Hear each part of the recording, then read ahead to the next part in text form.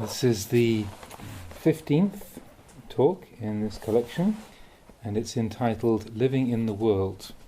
And this was previously published under the title Living in the World with Dhamma, and it was printed in the book Living Dhamma, again translated by Bruce Evans, Puriso.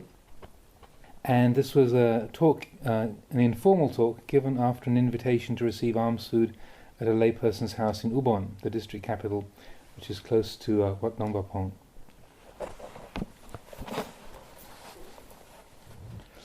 Living in the world. Most people still don't know the essence of meditation practice. They think that walking meditation, sitting meditation, and listening to Dhamma talks are the practice.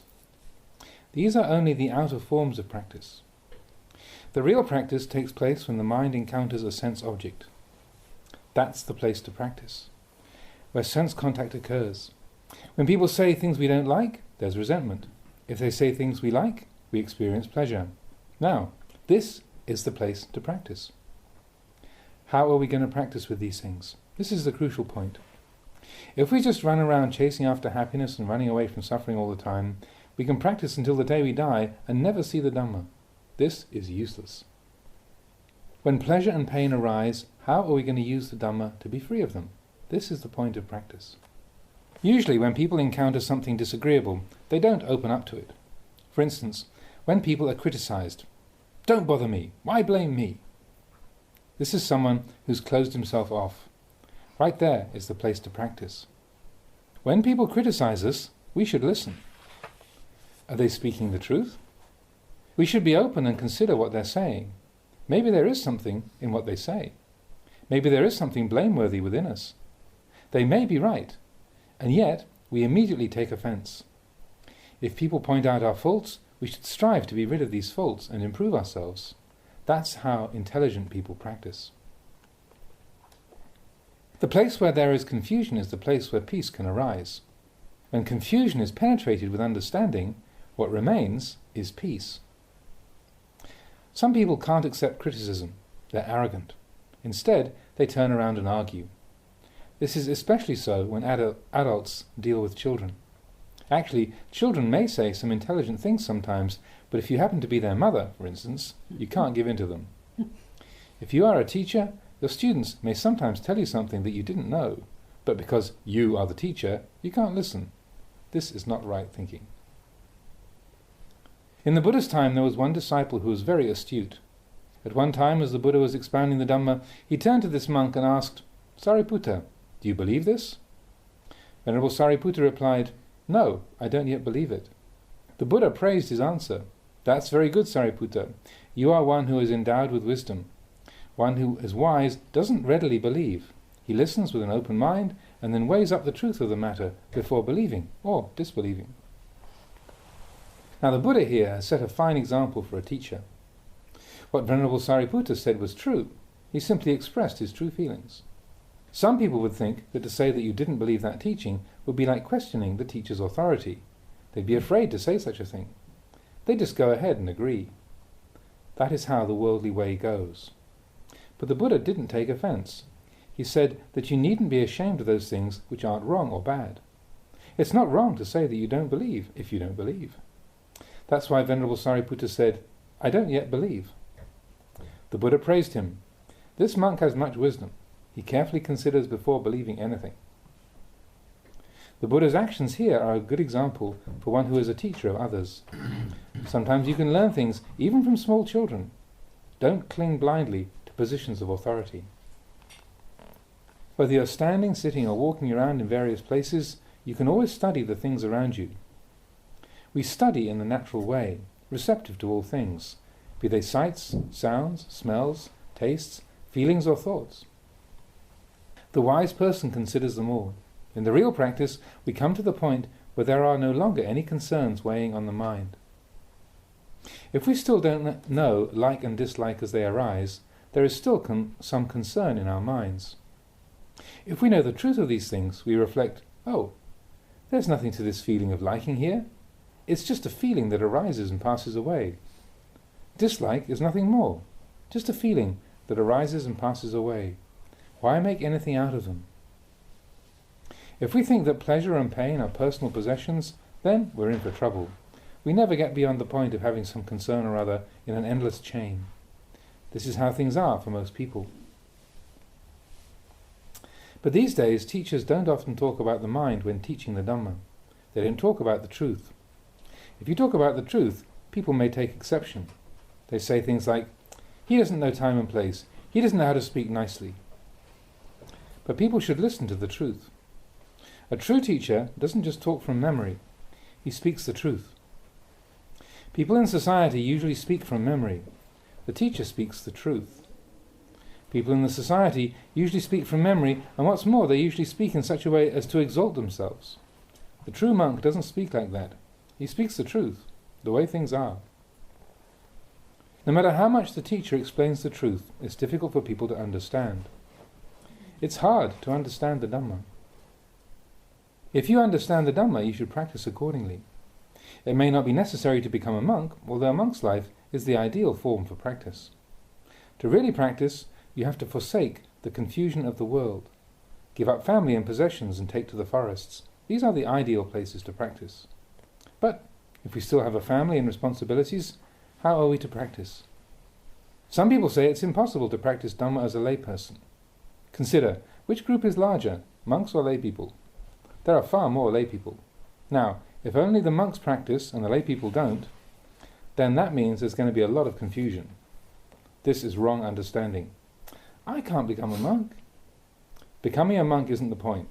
Being a monk doesn't mean anything if you don't practice. If you really understand the practice of Dhamma, then no matter what position or profession you hold in life, be it a teacher, doctor, civil servant, or whatever, you can practice the Dhamma every minute of the day. To think you can't practice as a layman is to lose track of the path completely. Why is it people can find the incentive to do other things? If they feel they are lacking something, they make an effort to obtain it. If there is sufficient desire, people can do anything. Some say, I haven't got the time to practice the Dhamma. I say, then, how come you've got time to breathe? Breathing is vital to people's lives. If they saw Dhamma practice as vital to their lives, they would see it as important as their breathing. The practice of Dhamma isn't something that you have to go running around for or exhaust yourself over. Just look at the feelings which arise in your mind. When the eye sees form, ear hears sounds, nose smells odours, and so on, they all come to this one mind, the one who knows. Now, when the mind perceives these things, what happens? If we like that object, we experience pleasure. If we dislike it, we experience displeasure. That's all there is to it. So, where are you going to find happiness in this world? Do you expect everybody to say only pleasant things to you all your life? Is that possible? No, it's not. If it's not possible, then where are you going to go? The world is simply like this. We must know the world, loka vidu, know the truth of this world. The world is something we should clearly understand. The Buddha lived in this world. He didn't live anywhere else. He experienced family life, but he saw its limitations and detached himself from them. Now, how are you as lay people going to practice? If you want to practice, you must make an effort to follow the path. If you persevere with the practice, you too will see the limitations of this world and be able to let go. People who drink alcohol sometimes say, I just can't give it up. Why can't they give it up? Because they don't yet see the liability in it. If they clearly saw the liability, they wouldn't have to wait to be told to give it up. If you don't see the liability of something, that means you also can't see the benefit of giving it up. Your practice becomes fruitless. You're just playing at practice. If you clearly see the liability and the benefit of something, you won't have to wait for others to tell you about it. Consider the story of the fisherman who finds something in his fish trap. He knows something is in there. He can hear it flapping about inside. Thinking it's a fish, he reaches his hand into the trap only to find a different kind of animal. He can't yet see it, so he's in two minds about it. It could be an eel, considered a delicacy in some parts of Thailand. But then again, it could be a snake. If he throws it away, he may regret it. It could be an eel. On the other hand, if he keeps holding on to it and it turns out to be a snake, it might bite him. He's caught in a state of doubt. His desire is so strong he holds on, just in case it's an eel. But the minute he brings it out and sees the striped skin, he throws it down straight away. He doesn't have to wait for someone to call out, "It's a snake, it's a snake, let go."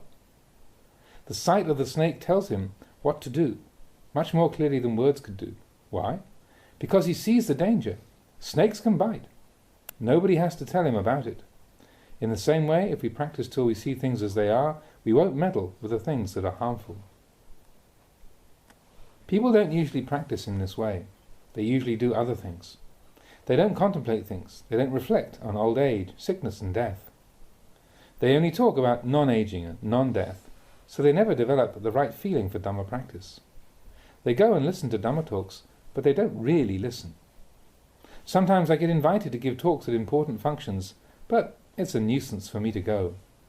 Why so? Because when I look at the people gathered there, I can see that they haven't come to listen to the Dhamma. Some are smelling of alcohol, some are smoking cigarettes, some are chatting. They don't look at all like people who have come out of faith in the Dhamma. Giving talks at such places is of little fruit. People who are sunk in heedlessness tend to think things like, when's he ever going to stop talking? Can't do this, can't do that. Their minds just wander all over the place. Sometimes they even invite me to give a talk just for the sake of formality. Please give us just a small Dhamma talk, Venerable Sir. They don't want me to talk too much. It might annoy them. As soon as I hear people say this, I know what they're about. These people don't like listening to Dhamma. It annoys them. If I give just a small talk, they won't understand. If you take only a little food, is it enough? Of course not.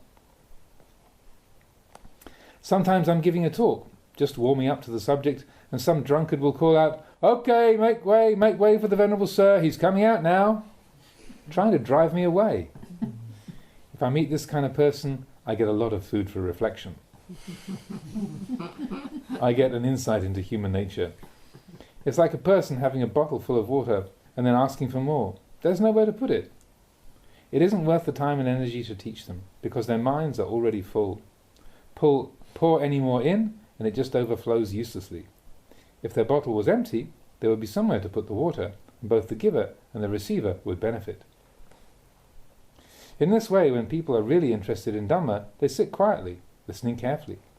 I feel much more inspired to teach. If people don't pay attention, it's just like the man with a bottle full of water. There's no room to put any more. It's hardly worth my while talking to them. In situations like this, I just don't find any energy arising to teach. You can't put much energy into giving when no one's putting much energy into receiving. These days, giving talks tends to be like this, and it's getting worse all the time. People don't search for truth. They simply study to find the necessary knowledge to make a living, raise families, look after themselves. They study for a livelihood. There may be some study of Dhamma, but not much. Students nowadays have much more knowledge than students of previous times. They have all the requisites at their disposal. Everything is more convenient. But they also have a lot more confusion and suffering than before. Why is this? Because they only look for the kind of knowledge used to make a living. Even the monks are like this. Sometimes I hear them say, I didn't become a monk to practice the Dhamma. I only ordained to study. These are the words of someone who has completely cut off the path of practice. There's no way ahead. It's a dead end. When these monks teach, it's only from memory. They may teach one thing, but their minds are in a completely different place. There's no truth in such teachings. This is how the world is. If you try to live simply, practicing the Dhamma and living peacefully, they say that you're weird and antisocial. They say you're obstructing progress in society. They even intimidate you. Eventually, you might even start to believe them and revert to worldly ways, sinking deeper and deeper into the world until it's completely impossible to get out. Some people say, I can't get out now, I've gone in too deeply. This is how society tends to be. It doesn't appreciate the value of Dhamma. The value of Dhamma isn't to be found in books. Those are just the external appearances of Dhamma. They're not the realization of Dhamma as a personal experience. If you realize the Dhamma, you realize your own mind. You see the truth there. When the truth becomes apparent, it cuts off the stream of delusion. The teaching of the Buddha is the unchanging truth, whether in the present or any other time. The Buddha revealed this truth 2,500 years ago, and it's been the truth ever since. Nothing should be added or taken away from it. The Buddha said, what the Tathagata has laid down should not be discarded, and what has not been laid down by the Tathagata should not be added to the teachings. He sealed off the teachings. Why did the Buddha seal them off? Because these teachings are the words of one who has no defilements. No matter how the world may change, these teachings are unaffected. They don't change with it. If something is wrong, even if people say it's right, it doesn't make it any the less wrong. If something is right, that doesn't change just because people say it's not. Generation after generation may come and go, but these things don't change because these teachings are the truth. Now, who created this truth? The truth created the truth. Did the Buddha create it? No, he didn't. The Buddha only discovered the truth, the way things are, and then he set out to declare it. The truth is constantly true, whether a Buddha arises in the world or not. The Buddha only owns the Dhamma in this sense. He didn't actually create it. It's been here all the time. No one had previously searched for and found the deathless when he taught it as the Dhamma. But the Buddha didn't invent it. It was already there. At some point in time, the truth is illuminated and the practice of Dhamma flourishes. As time goes on and generations pass away, the practice degenerates until the teaching fades away completely. After a time, the teaching is refounded and flourishes once more. As time goes on, he sets in, and once more the teaching begins to follow the darkness of the world. And so, once more, it degenerates until such a time as it can no longer hold ground. Confusion reigns once more. Then it's time to re-establish the truth. In fact, the truth doesn't go anywhere. When Buddhas pass away, the Dhamma doesn't disappear with them. The world revolves like this. It's something like a mango tree. The tree matures, blossoms and fruits appear and grow to ripeness. They become rotten and the seed goes back into the ground to become a new mango tree. The cycle starts once more. Eventually there are more ripe fruits which proceed to fall, rot, sink into the ground as seeds and grow once more into trees. This is how the world is. It doesn't go very far. It just revolves around the same old things. Our lives these days are the same. Today we're simply doing the same old things we've always done. People think too much. There are so many things to get interested in, but none of them leads to completion. There are the sciences like mathematics, physics, psychology and so on. You can delve into any of these, but you can only finalize things with the truth. Suppose there was a cart being pulled by an ox. As long as the ox pulls the cart, the tracks will follow. The wheels are round, yet the tracks are long. The tracks are long, yet the wheels are merely circles. Just looking at a stationary cart, you can't see anything long about it. But once the ox starts moving, you see the tracks stretching out behind you. As long as the ox pulls, the wheels keep on turning. But there comes a day when the ox tires and throws off its harness. The ox walks off and leaves the empty cart sitting there. The wheels no longer turn. In time, the cart falls apart, its components go back into the four elements, earth, water, wind and fire. Searching for peace within the world, the cartwheel tracks stretch out endlessly behind you. As long as you follow the world, there is no stopping, no rest. If you simply stop following it, the cart comes to a rest. The wheels no longer turn. Following the world turns the wheel ceaselessly. Creating bad karma is like this. As long as you follow the old ways, there's no stopping. If you stop, there is stopping. This is how we practice the Dhamma. There you are.